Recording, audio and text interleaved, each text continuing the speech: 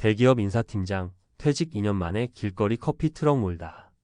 이 말만 들어도 마음 한구석이 덜컥 내려앉는 분들 많으시죠? 누군가는 와, 대기업 인사팀장까지 했는데 왜 저렇게 됐을까? 하고 안타까워할 수도 있고, 또 누군가는 어휴, 나중에 내 모습 아니야? 하고 씁쓸한 예감을 하실 수도 있을 거예요. 오늘은 은퇴 준비나 은퇴 이후의 삶에 대해 조금 더 현실적인 이야기를 나눠보려고 합니다. 막연히 나이 먹으면 퇴직해서 편히 쉴 수 있겠지라고 생각하기엔 실제로는 준비해둔 게 전혀 없다는 사실을 뒤늦게 깨달을 때가 많거든요. 여기서 다루고 싶은 건 성공보다는 현실입니다. 사람이 은퇴를 하면 무조건 직장 다닐 때보다 더 편안해지고 훨씬 행복해질 거라는 기대가 있는데요. 사실 그렇게 흘러가지 않는 경우가 훨씬 많아요. 그러다 보니 아니, 나도 어느 정도 준비했다고 생각했는데 막상 나오니까 손에 잡히는 게 별로 없어. 이런 상황에 부닥치곤 하죠. 자, 그러면 왜 대기업 인사팀장처럼 회사에서 꽤 높은 자리에 있던 사람도 퇴직 후 2년 만에 길거리에서 커피 트럭을 몰게 되었을까요? 단순히 커피 트럭이 나빠서 혹은 낮은 직업이라서가 아니라 원치 않았던 방향으로 삶이 흘러갔기 때문일 확률이 높아요. 연금, 퇴직금 혹은 어느 정도 모아둔 돈이 있을 거라고 남들은 짐작하겠지만 현실적으로 가족 부양이나 주택 대출, 또 예기치 못한 투자 실패 등 여러 이유로 정작 퇴직 후에는 자금이 바닥날 수 있거든요. 오늘은 이런 사례를 통해 어떤 마음과 준비가 필요한지 이야기를 나눠보겠습니다. 그리고 구체적으로 3가지 다른 사례를 함께 알아보며 은퇴 준비와 그 이후 삶을 좀 더 입체적으로 들여다볼게요. 1. 대기업 인사팀장의 사례. 직장 경력 25년 이상 대기업 근무, 임원 직전 인사팀장까지 승진. 퇴직 계기 회사 구조 조정과 정년 압박이 동시에 오며 조기 퇴직 합의. 퇴직 직후 상황 처음엔 퇴직금과 퇴직 후 수당 등을 믿고 12년 정도 쉬어가자는 생각을 함. 결과 가파른 생활비 지출, 자녀 학비, 부모님 요양비 등으로 예상보다 훨씬 빨리 자금이 소진.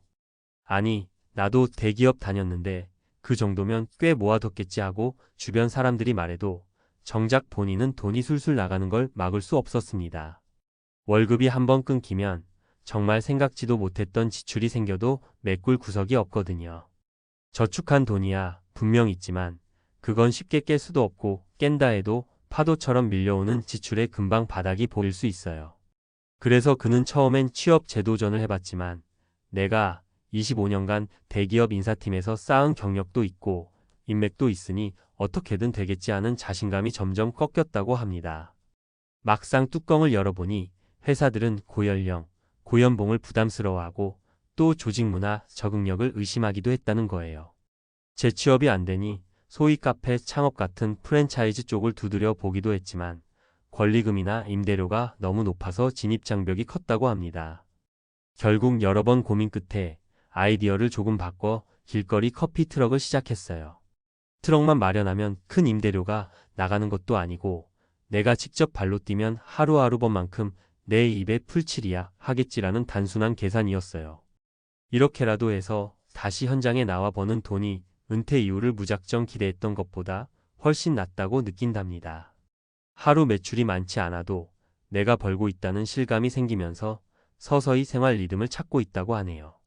이 사례를 보고 아이고, 저 사람은 준비가 부족했네라고 탓하기보단 지금부터 내가 놓치고 있는 부분은 없는가 되돌아볼 필요가 있어요.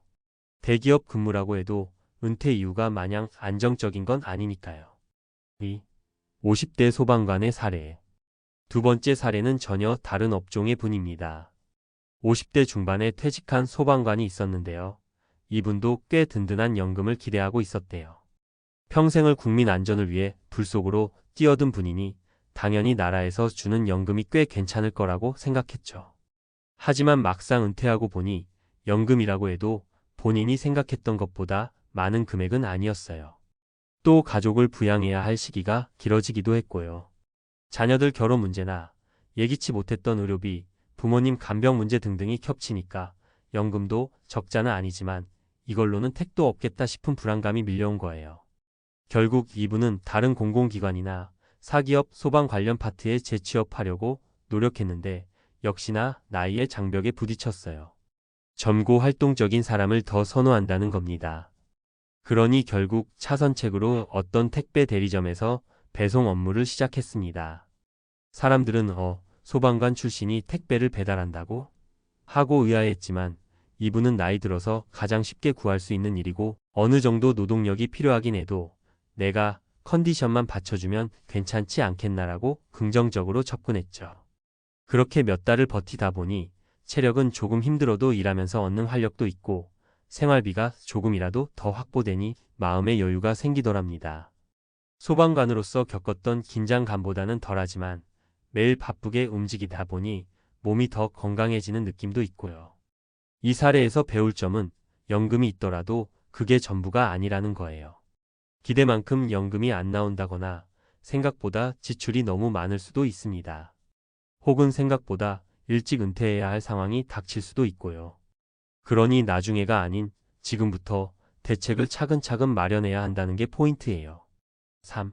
학원 원장의 사례. 세 번째 예시는 조금 다른 스타일의 사례를 들어볼게요. 60대 초반까지 학원 원장을 하던 분입니다. 평생 교육업계에 몸담았고 도시 중심가에 있는 학원을 직접 운영했죠.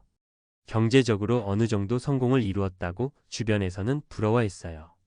문제는 온라인 교육이 급격히 늘면서 오프라인 학원으로 학생이 점점 안 오게 된 거예요. 특히 코로나 시기를 거치며 학원 운영이 큰 타격을 입었고 건물 임대료와 운영비는 계속 나가니 적자가 누적됐다고 하더군요. 그러던 와중에 본인이 건강상의 문제로 입원을 하게 되면서 학원을 아예 정리해야겠다는 결정을 내렸어요. 학원을 정리하고 나니 손에 남은 돈이 생각보다 많지 않았답니다. 그나마 있는 돈으로는 당장 생활비와 병원비를 해결해야 하니까요. 결국 아들이 권유한 도시락 가게를 한번 시작해 보기로 했어요. 오프라인 학원 운영 노하우를 살려서 지역 커뮤니티나 SNS 홍보를 하고 조리도 가능하면 손수해가며 작은 도시락 가게를 열었는데 한동안은 매출이 크게 오르지 않았대요. 그래도 배달 주문을 늘리고 지역 봉사나 소셜 모임을 적극적으로 활용하면서 입소문이 조금씩 났다는 겁니다. 이 학원 원장님 이야기를 통해 볼 수 있는 건 한 업종에서만 성공했다고 해서 은퇴 후에도 반드시 순탄하다는 보장은 없다는 것이에요. 시장 상황이 바뀌면 한순간에 배가 기울 수 있고 갑작스러운 사고나 질병도 예측이 안 되죠. 그래서 퇴직 혹은 사업 정리 시점이 닥치기 전에 여러 가지로 분산 투자를 하거나 새로운 업종에 대한 정보를 미리 수집해 두는 일이 정말 중요합니다. 은퇴 후 현실을 마주하는 자세. 사람마다 상황은 다르지만 결국 공통점은 은퇴 후에는 눈앞에 펼쳐진 현실과 맞닥뜨려야 한다는 사실이에요. 아무리 사회적 지위가 높았던 분이라도 퇴직하는 순간 어느 정도 낯선 사회에 던져지게 됩니다. 회사를 다니던 시절에는 업무, 조직, 급여, 체계 등 대부분이 확실한 틀 안에서 움직였지만 밖으로 나오는 순간부터는 혼자 모든 결정을 해야 하고 또 책임도 온전히 스스로 져야 하니까요. 그래서 준비가 필요합니다. 준비라고 해서 거창할 것 없이 재정계획, 퇴직금, 연금, 저축, 보험 등을 미리 점검하고 실제로 은퇴 후 내 손에 들어올 월별 금액이 얼마인지 구체적으로 계산하기. 자격증 기술 습득. 생각보다 재취업하거나 창업할 때 필요한 기술이 있을 수 있어요.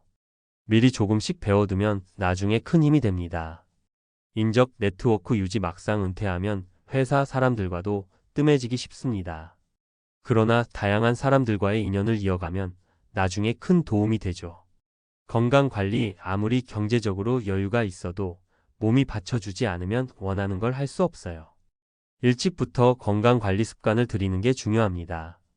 마음가짐. 나는 여전히 성장 중. 마지막으로 은퇴 후 삶을 정말 즐겁게 살아가려면 나도 아직 성장할 수 있다라는 마음가짐을 가져보면 어떨까요? 흔히들 퇴직, 사회적 역할 끝이라고 여기는데 사실 그 뒤에도 해야 할 일은 많습니다. 새로운 취미를 찾거나 다른 사람들에게 도움이 될 수 있는 봉사를 하거나 혹은 소소하게나마 경제활동을 하면서 자존감을 유지하는 것 등 오히려 더 다채로운 삶을 살 수 있어요. 그 어떤 형태의 일이든 일하는 기쁨을 다시 찾으면 삶이 훨씬 활기차지거든요. 대기업 인사팀장이 어느 날 갑자기 길거리 커피 트럭을 운영하게 되었어도 하루하루 재미를 느끼며 살아갈 수 있다면 그 또한 의미 있는 은퇴 후의 삶이 될 수 있습니다. 결론. 세 가지 사례를 통해 알 수 있듯이 누구나 퇴직 이후에는 여러 가지 돌발 상황과 맞닥뜨릴 수 있어요. 직장에서 높았던 지위도, 오랫동안 다져온 전문성도, 새로운 사회에서는 또 다른 경쟁과 시행착오를 거쳐야 할 수 있거든요. 하지만 절망만 있는 건 결코 아닙니다. 조금만 눈을 돌려보면 의외로 나에게 맞는 새로운 기회가 있을 수도 있어요. 길거리 커피 트럭, 택배 업무, 도시락 가게처럼 기존 경력과 전혀 달라 보이는 길도 막상 시작해보면 재미와 보람을 찾을 수 있습니다. 은퇴를 준비하는 분들에게 꼭 드리고 싶은 말씀은 미리 대비하면 훨씬 덜 불안해진다는 거예요. 지금부터 매달 은퇴 후 고정비 시뮬레이션을 해보는 것도 좋고, 작게라도 부업이나 취미를 겸해보면서 내가 무엇을 좋아하고 잘할 수 있는지 찾아보는 거죠. 결국 은퇴라는 건 쉬는 시간이 아니라 또 다른 인생 무대가 열리는 시점으로 보는 게 현명합니다. 대기업 임원이었다고 해도, 소방관이었어도, 학원 원장이었어도 새로운 무대에서 행복하게 살아갈 수 있어요. 다만 그 무대를 준비하는 과정을 무시하거나 미루면 자칫 길거리 커피 트럭조차도 선택지가 안 되는 상황에 내몰릴 수 있다는 걸 잊지 말아야겠습니다. 어떤 모습으로든 제2의 인생을 활짝 열어가시길 바라요. 대기업 인사팀장이 커피 트럭을 몰며 웃음을 되찾았듯이 저와 여러분도 은퇴 후의 생활에서 새로운 기쁨과 보람을 찾아 나갈 수 있을 거라 믿습니다.